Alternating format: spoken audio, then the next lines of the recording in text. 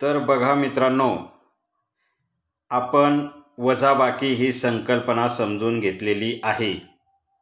वजाबाकी आपल्याला येते आहे, परंतु हात्याची वजाबाकी कशी करायची त्याबाबत आपण हे उदाहरण समजून घेणार आहोत.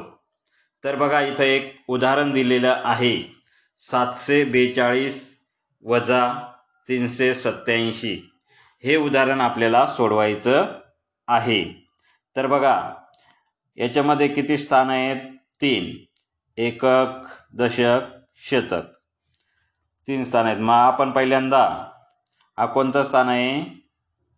एकक. मग त्याची वजाबाकी करून घेणार आहोत. मग आपल्याला वजा करायचे म्हणजे 2तून 7 वजा करायचे. मग 2मधून 7 वजा होत नाही, कारण 7 मोठा आहे. मग ही काय वजाबाकी करायची, पण काय मग घ्यावं लागेल? आता हातच्या घ्यावा लागेल. म्हणून हे काय आहे? हे उदाहरण कसलं आहे? हातच्याची वजाबाकी, कारण 2मधून 7 वजा होत नाही. मग आता त्याच्यासाठी काय करावं लागेल? तर हा 2 आपण रेषा मारली, तो 2 वरती लिहून घ्यायचा. आता आपल्याला काय करायचंय? उसना घ्यायचा एक. आता पुढचं स्थान कोणतं आहे? दशक. दशक मध्ये हा किती आहे? 4. मग 4मधून 1 इकडे घ्यायचंय. मग 4मधून आपण 1 इकडे घेतला. 4मधून 1 इकडे घेतल्यामुळे हा काय करायचा? 4 फोडायचा आणि 4तून 1 इकडे गेला. मग 4तून 1 गेल्यावर किती राहतात? 3. मग बघायचं 3मधून हे 8 वजा होतात का? तर नाही. मग परत आपल्याला पुढून हातचा घ्यावा लागेल शतक स्थानाकडून. मग किती आहे? 7. मग 7मधून 1 इकडे घ्यायचं. किती झाले आता? 13. पण 7मधून 1 इकडे घेतलाय. मग 7तून 1 गेले, किती राहिले? 6. मग आता आपल्याला काय करायचं? 12मधून 7 वजा करायचे, या 13मधून 8 वजा करायचे, या 6मधून 3 वजा करायचे. हा फोडायचे.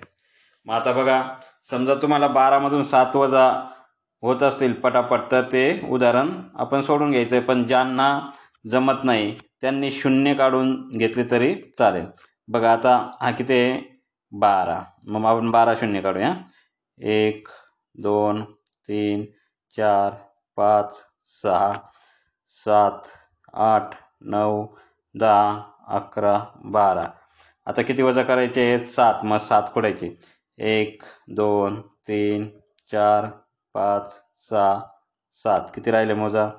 1 2 3 4 5. मग किती उत्तर आला? 5.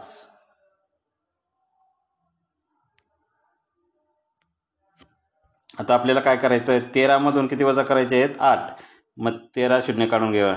1 2 3 4 5 6 7 8 9 10 11 12 13. किती वजा करायचे आहेत? 8. मग 8 फोडायचे. 1 2 3 4 5 6 7 8. आता किती राहिले? 1 2 3 4 5. मग किती आलं इथं उत्तर? 5.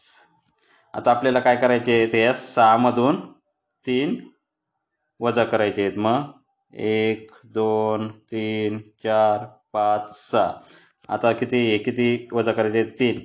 मग 3 खोडा. 1 2 3. किती राहिले मोजा? 1 2 3. मग किती उत्तर आलं इथं? 3. मग 742 वजा 387 याचं उत्तर किती आलं? 355. अशा प्रकारे हात्याची वजाबाकी आपल्याला सोडवायची आहे. तर आता आपण काय करूया? पुढचं उदाहरण घेऊया.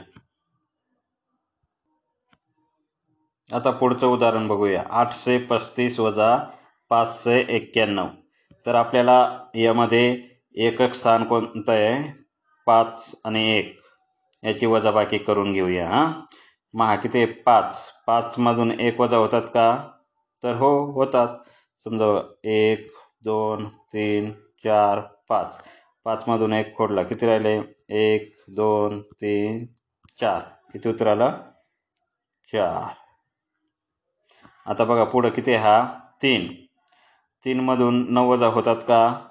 तर नाही, 9 मोठा आहे. मग आपल्याला काय करावं लागेल? हा 3 वरती घ्यायचा आहे आणि तो खोडायचा आहे.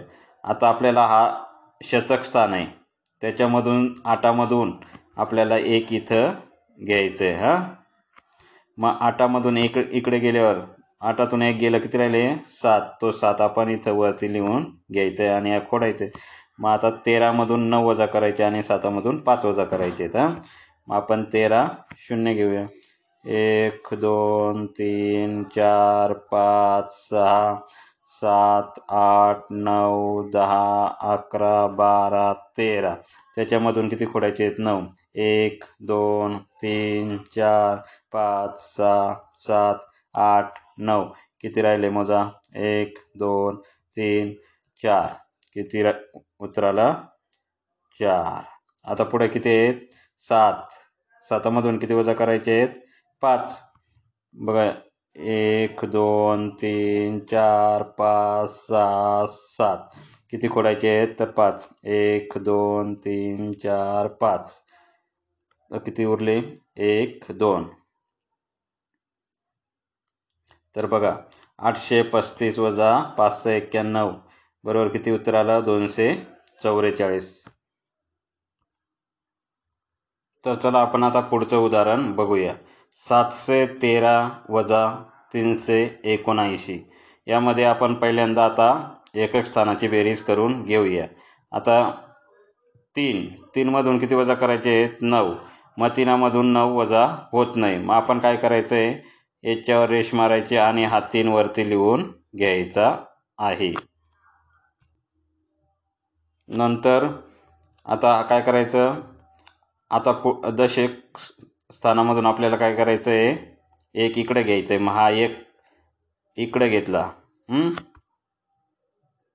1 इकडे घेतला तर मग इथं किती होतील? 0. 1तून 1 इकडे गेलात किती? 0 होईल मग तो वरती घेतला आपण. मग 0मधून 7 वजा होतात का? नाही. मग आपल्याला काय करावं लागेल? परत 7मधून 1 इथं घ्यावं लागेल. 1 इथं घेतला, 7मधून 1 इकडे घेतला तर 7चे किती होतील? 6. कारण 7मधून 1 इकडे गेलाय मग 7चे 6 होतील. मग आता 13मधून 9 वजा करायचे, 10मधून 7 वजा करायचे आणि 6मधून 3 वजा करायचे. तर बघा आता 13मधून 9 वजा पटकन होत असेल तर तुम्ही इथं सोडून घ्यायचं, परंतु ज्याला येत नाही त्याच्यासाठी आपण 0 काढूया. 1 13 0. 1 2 3 4 5 6 7 8 9 10 11 12 13. किती खोडायचे आहेत? 9. 1 2 3 4 5 6 7 8 9. किती उरले? मोजा. 1 2 3 4. किती उत्तर आलं? 4.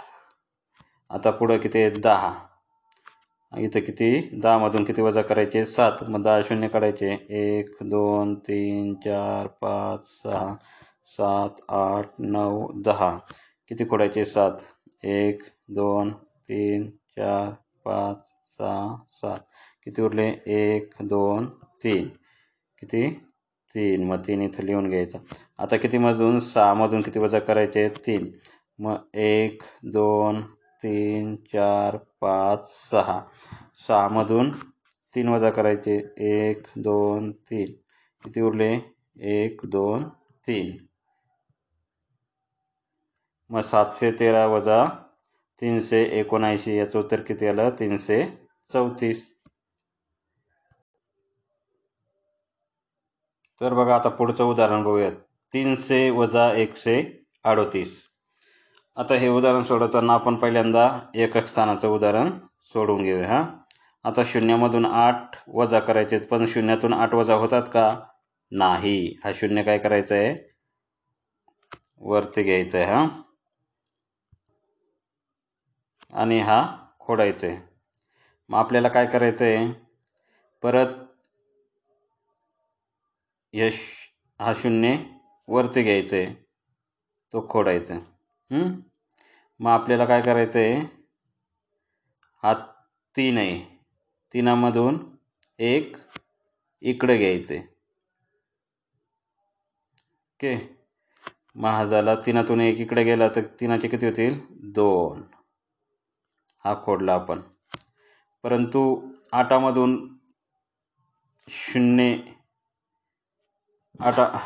0मधून 8 वजा होत नाही.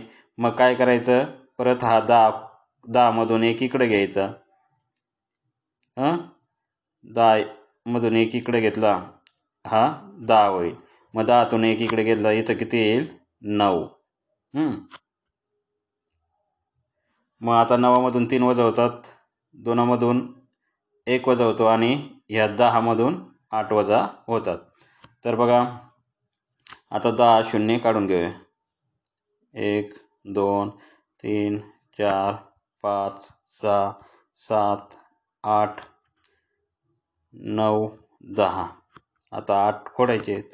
1 2 3 4 5 6 7 8. उरले किती, 1 2. किती उत्तर आलं इथं, 2. आता 9मधून, हा 9 आहे, 9मधून किती वजा करायचे, 3. मग 9 शून्य करणार. 1 2 3 4 5 6 7 8 9. 3 खोडायचे. 1 2 3. किती उरले, 1 2 3 4 5 6. किती उत्तर आलं, 6. आता 2तून 1 गेले, किती, 1. म्हणजे 300 वजा 138 बरोबर किती उत्तर आलं, 162. अशा प्रकारे आपण हाताची वजाबाकी समजून घेतली. धन्यवाद.